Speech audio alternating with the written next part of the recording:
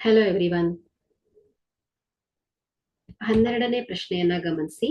ಮೂಲ ಬಿಂದುವಿನಿಂದ -3,4 ಬಿಂದುವಿಗೆ ಇರುವ ದೂರವನ್ನ ಕಂಡುಹಿಡಿಯಿರಿ.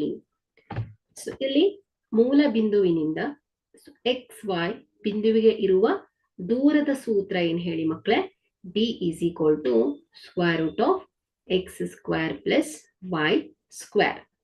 ಸೊ ಇಲ್ಲಿ x -3 ಹಾಗೆ y +4. ಸೊ ಈ ಬೆಲೆಯನ್ನ ನಾವು ಸೂತ್ರದಲ್ಲಿ ಆದೇಶಿಸಿದಾಗ D =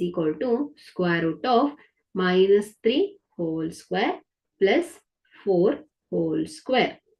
ಸೊ = 9 + 16. ಸೊ ಏನಾಗುತ್ತೆ? √25. ಸೊ D ಏನಾಯ್ತು? 5. ಸೊ ಮೂಲ ಬಿಂದುವಿನಿಂದ -3,4 ಬಿಂದುವಿಗೆ ಇರುವ ದೂರ 5 ಮಾನಗಳು ಆಗತ್ತೆ. Thank you.